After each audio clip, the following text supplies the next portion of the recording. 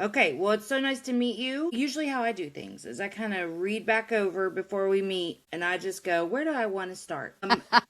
So, because of the work you do, which I really feel like is so important, but also so similar to some of the messaging that I'm pretty passionate about, I really wanted to start with what drew you to this work. Well, I would say that it's been coming on for decades. So, one, I was brought up, originally in the Catholic Church, and then as a 6 or 7 years old, my mother became disillusioned with the Catholic Church, and she was exploring alternative religions and beliefs and things like that. So I was exposed to that searching at a young age. And Wow. nothing wrong with, the church.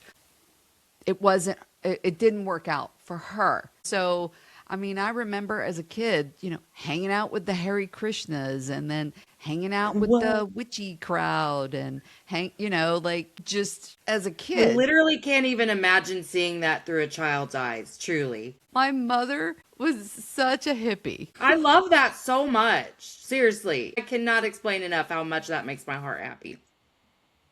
But what that did is that gave me, as I was older and into my late 20s and early 30s, when I started feeling a void, an emptiness in my own life, I started searching and trying to find my own path. Mm-hmm. And that gave me the confidence to go searching.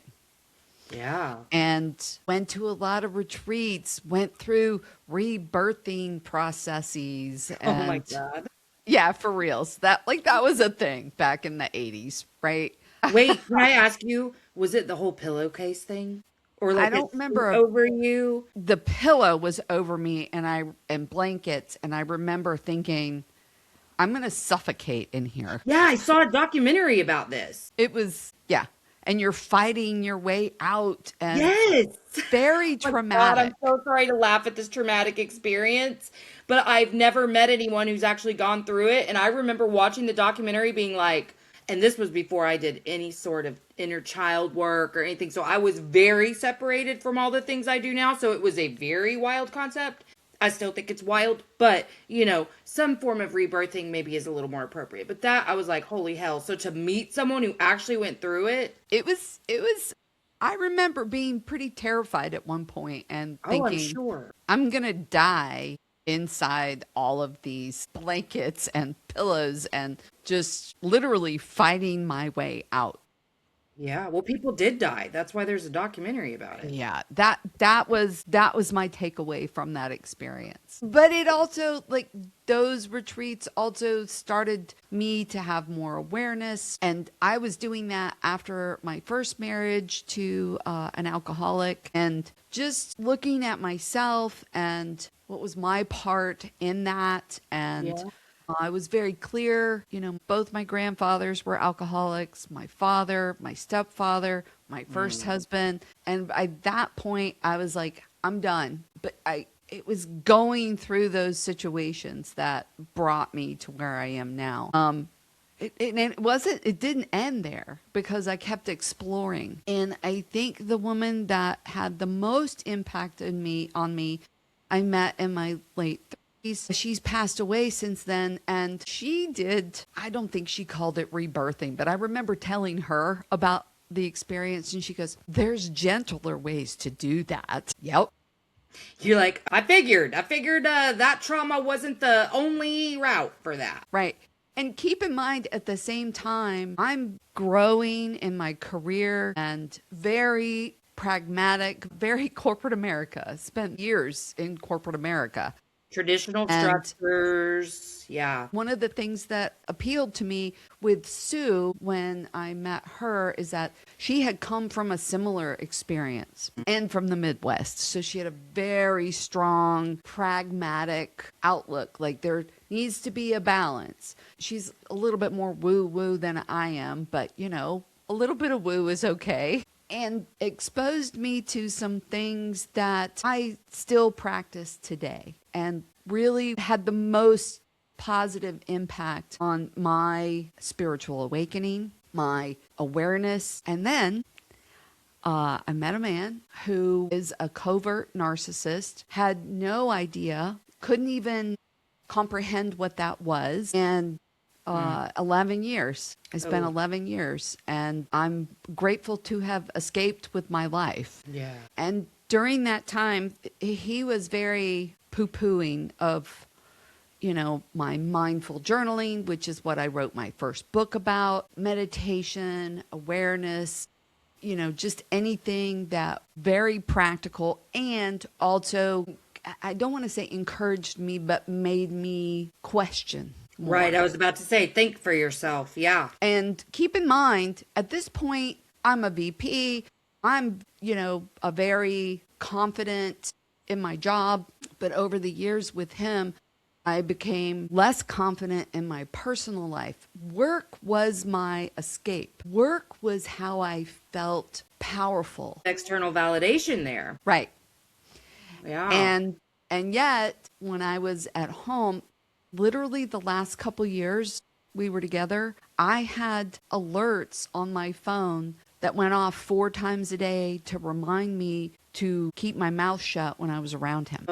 And see, this just makes me think that, like, while you're succeeding and doing so well at work and it's your escape, whether you're conscious of it or not, it's also going to contribute to, like, some heavy imposter syndrome because your life is so incongruent. You're wearing masks upon masks at work to cover up the fact that you feel like you don't have a single clue what you're doing in your personal life. And also, you feel like shit about your personal self because this dude's, feeding into that. And so then it really starts to affect how you're showing up at work. I mean, maybe not like for you super outwardly, but I'm sure it really gave you some internal conflict. Absolutely. And at one point, he talked me into quitting my job. Of course he did. It took a year. The gaslighting and just all of that was just off the chain. Lots of tears because I had never been financially dependent on anybody. Right, which is what he wanted, yeah. And after that, I was dependent on everything for him. Yeah. My money, I did have a job and I opened up a business, but he wouldn't let me have the business in my name because I didn't know how to run a business. Ew. But I was doing all the work. And I don't want to say that I wasn't questioning things at the time but at the same time, you're like, well, I'm with my partner and we're supposed to work together. And there's just, like I said, the gaslighting. Probably a little too much questioning. A little rumination, not the right questions. Yeah, I mean, that's, first of all, yes, like what you're saying, being in a relationship with somebody who's strongly encouraging you to leave your support system, whether that's your job, your family, your friends, any of those things, usually all of them. Yeah, I mean, that's going to be what it is, but wow. Like I said, I still, to this day, the concept of having no empathy or compassion for another human is so outside my scope of but my experience was very clear. But when the mask came off, hell no. Yeah, I mean, it's a lot easier to make decisions in a concrete kind of way. Because, first of all, it sounds like you really looked at things kind of concretely. When you say things like logical and practical, that tells me that you're a person who likes, right or wrong, good or bad, left or right. And so it becomes one of those things where when there's the messy middle, it's like hard to see it. But then when you have these like real firm boundaries around what my no will absolutely be, that's different. But it also sounds like you were really struggling to connect with your intuition prior. Like you had really separated yourself from that. Yes.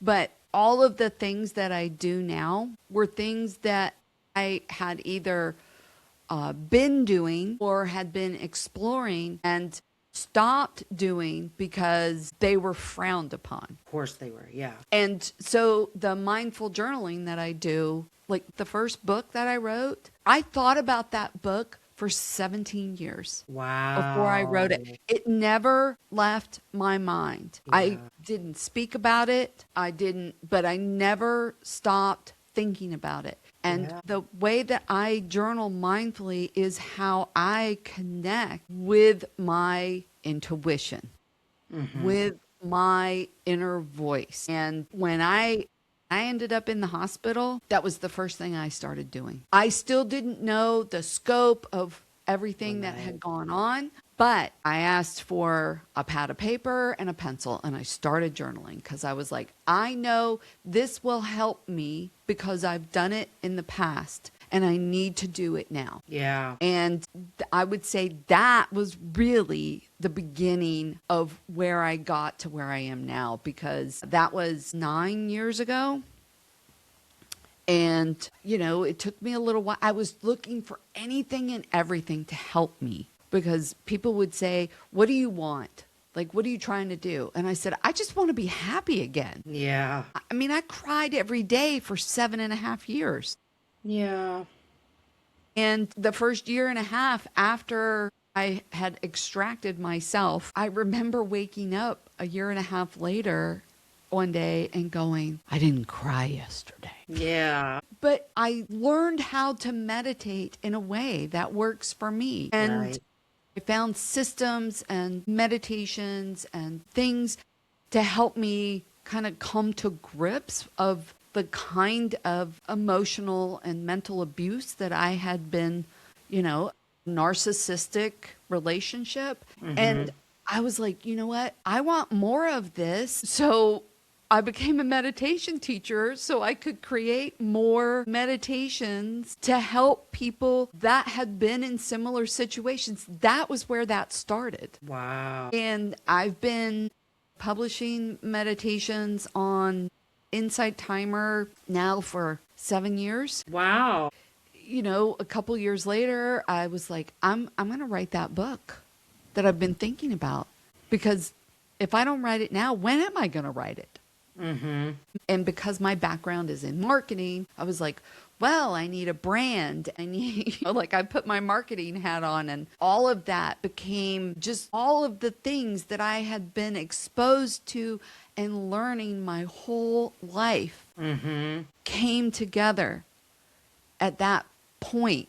It was interesting because when I would go to, with Sue, when I was learning mindful journaling and things like that, and she said, you really need to be doing this work for other people. Keep in mind, I was, I may have been a director level or maybe a VP level at that point, but I was just like, I couldn't even imagine what that looked like, Mm-hmm. because the way she was doing it didn't resonate with, Right.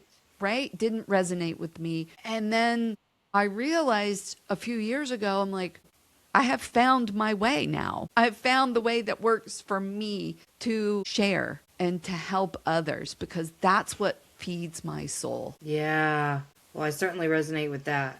I know I that was still a very long answer to one question. No, that is exactly how I answer questions, so I was like right there with you. I love that you have so much insight too. And I just kept thinking too, like, it makes sense to me that he would poo-poo on your stuff because he really lacked consciousness.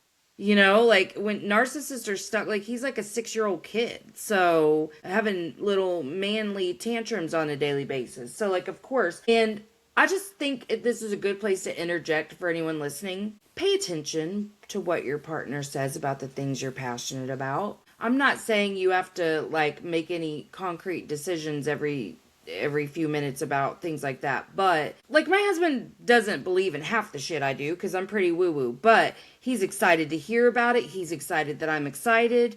Like it doesn't matter what it is, he's going to sit there and listen. And maybe he's just really good at acting like he cares, and that is fine. Like, as pretend to care if that's what it takes. But like, if your partner's criticizing the stuff that really makes you happy, that's an issue that you need to like clock a little bit, because it does increase in magnitude. It starts with little tiny criticisms and then it becomes forbidding you to do those things first in their presence, then outside of their presence. It wasn't even that it was forbidden. It was just the shaming.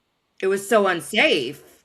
The shaming around, like, why would you do that? Like, that's crazy. And so then you take it underground, and then you're feeling guilty about doing that. And it just, I'm not stupid. It took 11 years for me to get to a crisis in order to allow myself to see the extent of what was going on. And there is this part of where I needed to acknowledge my part in it. And I'm not doing any victim shaming. Yeah. But I tolerated the intolerable for far too long. Yeah. And so there is a balance there. And yes, there is a very strong logical part of me, but there is also a part of me that has balanced with intuition and awareness and my spiritual side, and finding that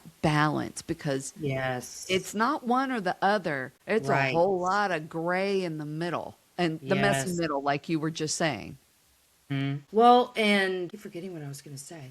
That's good, though. That means I'm like super locked in with what you said. Shit. Oh, I know. Okay. Also, though, it makes sense to me that you would tolerate things for so long, or even engage in a relationship with someone like him from the beginning, because maybe he wasn't an alcoholic, but a thing that alcoholics have in common with this type of person is they all have a lot of narcissistic traits. Alcoholism doesn't just like, ooh, I just drink alcohol. They've gone to alcohol to escape, to numb, to whatever. There's just a lot of the familiar traits. Shit, I have like, 9 out of 10 of the narcissistic traits. I wouldn't label myself a narcissist, but I was an asshole. I really was. So that felt familiar to your nervous system. It makes sense to me that you were stuck in a little cycle of like, well, but if I show up differently, because that little girl in you was like, oh, I know how to do this. I just got to be better. So no wonder you're a VP at a company, because you know how to make everything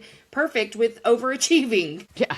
Well, that's the thing you just said. It's like, what do I need to do? What do I need to do differently? And that was reinforced because at one point I said, I'm not happy. We need to go to counseling. And we went a few times, and here we're going to counseling. I'm falling to pieces, and he's just sitting there like a bump on a log. And very much like, look at her, hysterical per usual. She chooses to take the most negative perspective on everything. Right. And then it was, I don't have time to go. I have a meeting, or, booking meetings. He says, you're the one with the problem. You just go. So that was reinforced. Oh my God, why do they always say that? Always. You're the one who needs the therapy. Then I'm like, okay, is it me? Do I need to do this? And then when everything kind of came to a head, I'm like, am I the narcissist? No. Oh my God, yes. Yes. That is where they will get you too. But this is why it's important to, and I'm making this as a point of clarity, because I am really guilty of this too. But so often, and now I see this a lot because of TikTok, we've got all this really good information. I'm not saying that we shouldn't have it, but we are a little oversaturated sometimes to where it will cause our focus to be them pathologizing them. Now everyone's diagnosing their partner as a narcissist, and that's fine. But that's not the point. The point is not them. It's me. How am I doing? Well, how do I feel when I'm around this person? Yeah. What, physically, emotionally, what's coming up every time I'm in a room with them? How do they receive my excitement? How do they receive my anger? How do I feel in those situations? Not, I wonder why they do that, and trying to pathologize them so that we can fix them. And I feel you. I'm real guilty of it myself, but it's because that's the only thing our brains know how to do, is to intellectualize we got to feel. How do I feel in this situation? So I just want to remind the audience of that, because while I do want you to hear everything we're saying, and if this sounds familiar to your situation, then yes, like heed the warnings, but also how do you feel in your relationship? Because maybe they're not a narcissist, but maybe they're not aligned for you either. Yeah, absolutely. Well, and that's the other thing is that when that first happened, the therapist said to me, "Well, you know you're married to a narcissist." And I'm like, "Could you have shared that with me earlier?" Right, right.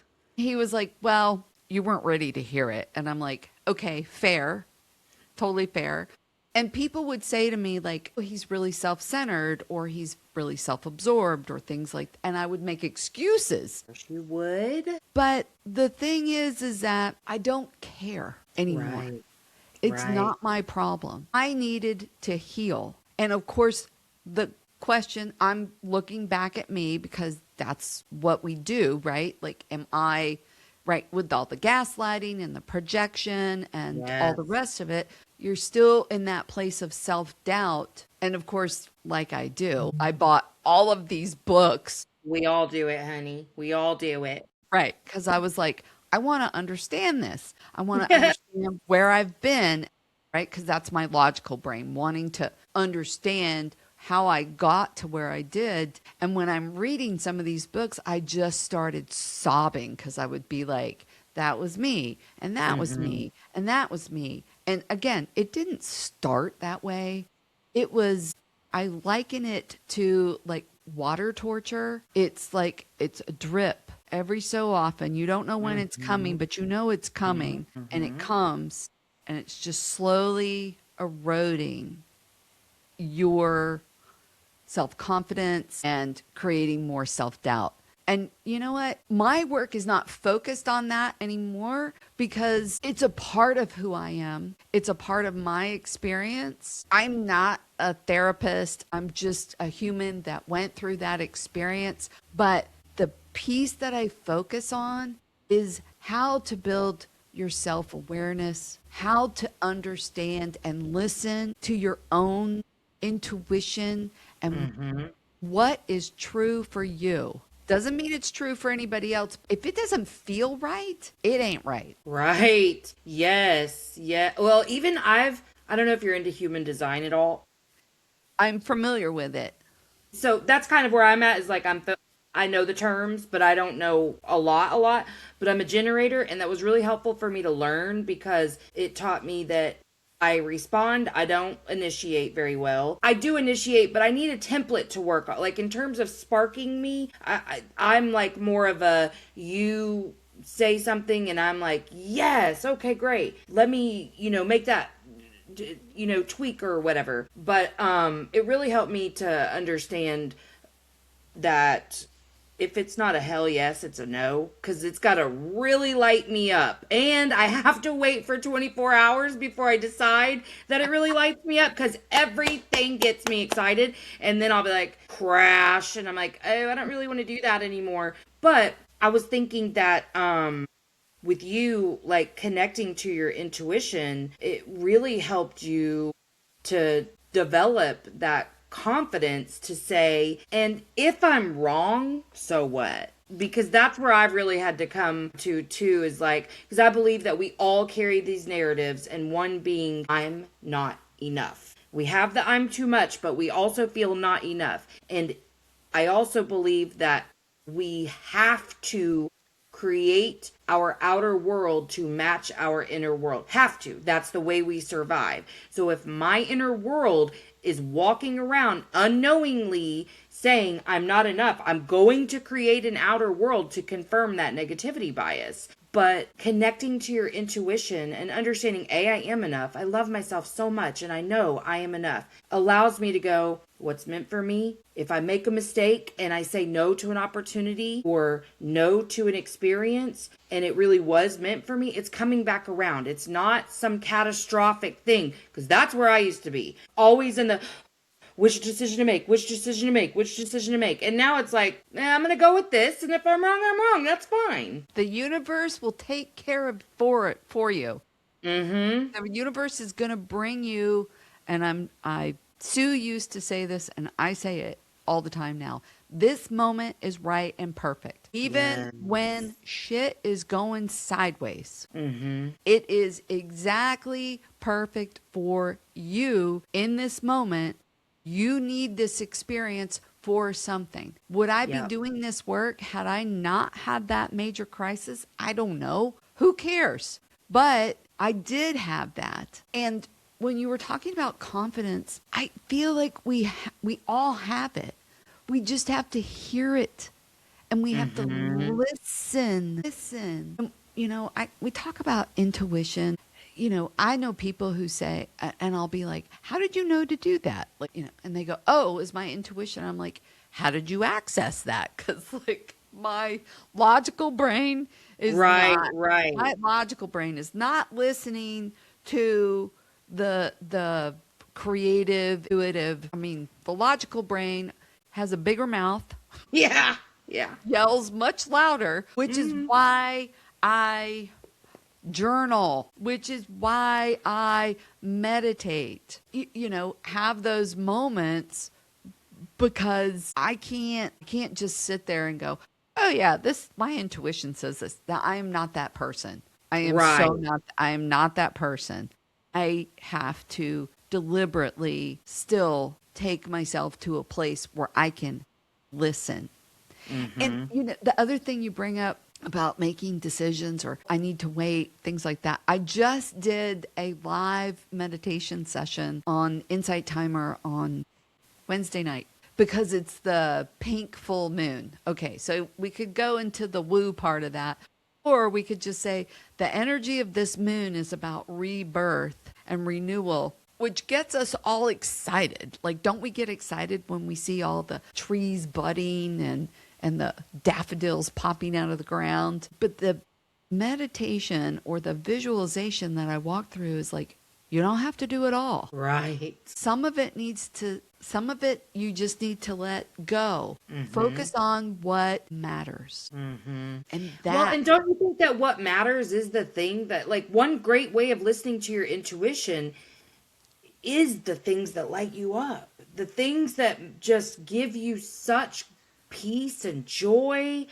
or that feeling of abundance. That was kind of the first way I could really. I'm great. I've always been great about intuition about other people. But in terms of managing my own life, it was always catastrophic thinking. Always, always, always. And so when I learned to quiet the noise in my head, and the next step was like connecting with myself, I had to start with, well, do I feel happy when I think about doing that?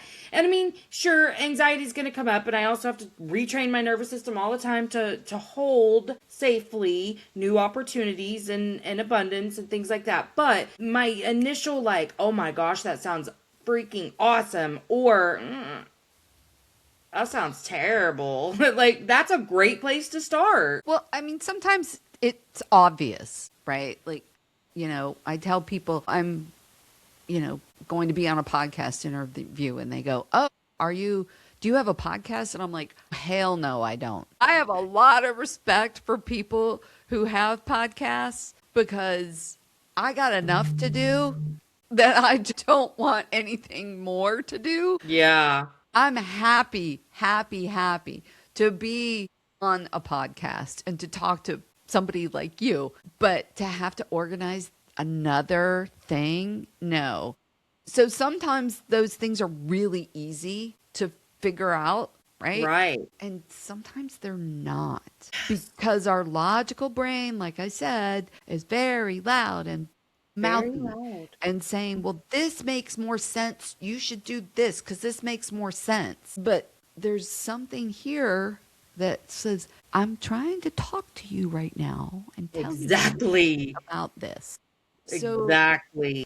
that's why building our awareness and allowing ourselves, because some things are not obvious. No, and in fact, in that spirit of making sure our outer world matches our inner world, more often than not, your little logical brain is going to be feeding you a lie to make your outer world match your inner world. And I'm so grateful to myself, thank you, but like that I was willing to take that as a point of fact and work backwards instead of, because my lies felt very true. The things I did to push people away, all the things I did to keep myself safe, I felt very righteous in those decisions. Like, I was sure people didn't show up for me the way I showed up for them. I was sure nobody loved me as much as I loved them. I was sure that people just sucked at supporting me, and not that vulnerability felt really fucking scary to me, you know? So I literally had to say, I believe this is true because I've heard it from science and I've heard it from the woo-woo community. So I'm going to believe it. But how am I doing this to myself? And I had to work backwards. And I do that all the time because that's my huge passion right now is teaching that particular subject. But I have to ask myself all the time, wait a second, because if it's not serving my highest good, it's a lie. So I have to know that, but there are ways to connect. But what's beautiful about your subconscious is it does retrain fairly, like, quickly. I won't say easily because you have to trudge through that stuff, but at least, like, once you start to introduce this information to it, the next time, very quietly, it'll say, like, hey, remember we were going to stop and think about this? Remember you try to protect yourself from pushing people away? You know, like, I lean into the quietness, but you're right. Oftentimes you're going to have to take a pause, and we're not comfortable with that because of our people pleasing. We're not comfortable with stepping away because we're used to just providing the answer to somebody right then. Like, yes, I can do that. Yes, I will do that. Yes, whatever to make you comfortable, because that's a part of people pleasing. And I've really had to learn how to, because of the work I've always done, it's always been like, I worked in hospice for a long time. I worked in education. So I was pretty comfortable with, like, I don't know the answer to that. Let me go get it. But in my personal life, I was not good at that. So that's been something I've really had to learn as a people pleaser, or a reformed one, to be like, I'm going to have to get back with you because I don't know. I don't know if I have the energy for that, you know? Yes. Well, it's easier for us to, I mean, hindsight is 2020. Whew, yes. And as we grow and have more experiences, it's easier to establish boundaries. Mm-hmm. But you're right. And it sounds so cliche that, but as women, Mm-hmm. we are trained to be the caregivers and the, take care of everybody else and not need care ourselves. Mm-hmm. And it's hard to break that. But there was something you said earlier about, like, we can train ourselves. And yes, we can. But the other thing is that we have to get through the uncomfortable parts. And that's where many people get stuck, is that if I'm building awareness, I'm shining a light on things that I may not be comfortable looking at. Yes. I may not be comfortable acknowledging that imperfect, perfect part of me. Mm-hmm. And if we get stuck there without the willingness to be, like I said, I had to accept my part, which was tolerating what I shouldn't have. That was my part. And I had to acknowledge that. It didn't take away anything from what he had done that was wrong. It just allowed me to sit in that uncomfortable place and say, okay, so I did that. How do I not do that next time? And Right. what did I learn from that? But sitting in the hot seat with yourself, man, it's real easy to just, nope, not doing that. Oh, yeah. I mean, it took a lot for me to realize all the ways in which I victimized myself through my own little brain. Like, literally feeling like nobody loved me as much as I love them. I mean, all of the weird stuff I used to think. But it also, I think, something that people don't acknowledge enough is the grief that you feel when you do, like, get through a lesson like that. I had to really, lean on my spiritual understandings, truly, to get through the pain of thinking, if only I had known this then. And not wanting to redo my entire history and understand how vital that history was for my present self and future self. But man, the grief of like the life I could have had if I had had this information sooner. It was quite a process. And then also just the shame that you can feel when you see all those patterns. Like, oh my God, I You was disgusting. And now I'm so far past that. But I remember at first just being like, I have really hurt people, and I would never have thought that. I thought I was the best friend. the shame. Mhm. I remember my sister when all of the things blew up. And my sister was like, "What is wrong with you? Why didn't you tell me all of this was going on for Mhm. years?" And I said, "Hold on for a second, sister dear. I love you, mean it." I felt so much shame Mhm. because I knew in my heart I was putting up with what was insane behavior, and I was trying to manage it. Again, trying to fix everything all Mhm. by myself instead of going to my support system, my family, my friends, and of course, getting some help to become more isolated from my husband, my ex husband. That was certainly happening too. Again, we carry shame all the time. Yeah. There's always something. Like you were saying, oh, I could have done this better. No, that was in the moment and I was doing the best I could in that moment. But it takes a lot of self-awareness and reflection and Mhm. sitting in that place to where you can say so you can say that instead of blaming yourself. Right. Yeah, because I had to really go, what information did she have at the time? Okay. There's no way that if she had the information you have now, that she would ever have made those decisions. Ever. Because who you are is so good. You've always been so good. So tell her what you've learned and forgive her for the things that she did. But also, I think it's so easy for us to carry shame about relationship stuff because it's the same as like the way we internalize the shame from our parents. We do that with our partners too. And a lot of most parents do this as well. We view these people as a direct extension and a reflection of us. And so if my spouse is a narcissist, what does that say about me? It doesn't actually say shit about you, except for that your nervous system is wired to believe that love is this thing. But otherwise, that doesn't say shit about you. He's a narcissist and you're you. But that's not the way we feel about it because we see ourselves as that extension and reflection. Absolutely. And also our inability to set boundaries. I was great at certain boundaries when it came to business, when it came to career, when it came to my physical self. Mm-hmm. Great boundaries there. Terrific boundaries. The other stuff, my emotional Yeah. boundaries, I don't want to say they weren't non existent, but they were a little squishier. Yeah.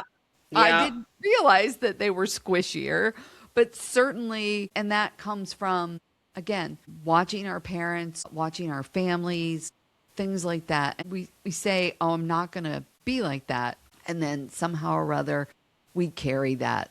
We carry that with us. And again, it's okay as long as we are willing to look inside and be aware, like, oh, I have this script in my head that tells me that love is painful Mm-hmm. or, I'm never going to be loved because I'm not enough, like what you were Mm-hmm. saying at the very beginning. That whole thing, or, marriage is challenging or there's always a compromise and there's always a betrayal. No, there's, Yes. first off, there's never any absolutes, Right? but just, you never stop. If you stop looking inside, you might as well be dead. And I mean, no, I mean maybe not, but like I stopped for years because I was afraid to.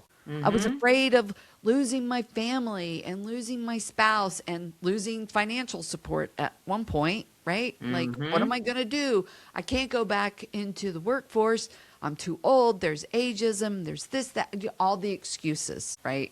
And we just have to give ourselves some grace and understand that, okay, I wasn't doing it then, but I'm doing it now. And sure, I'm going to look back to today and go, oh, you know, I didn't actually see that day. Yes, It's yes. it's constant. I love It it. really is.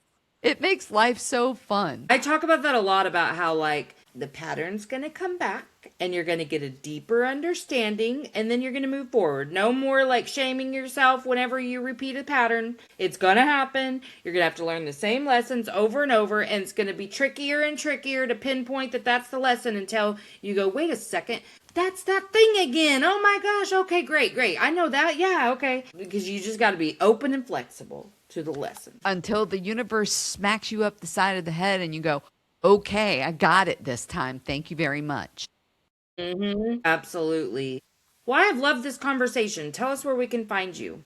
My website, which is katharineChestnut.com. I'm also very prolific on Insight Timer and YouTube. You can find all my meditations and talks and all of that in both of those places. And all my books, I have 4 now, are on Amazon. Awesome. Well, and I'll make sure to include all your links in my show notes. And I just appreciate you. Thanks for being here today. Thank you so much for having me. You're so welcome. Okay, I'm going to press stop if you'll hang out for just a second.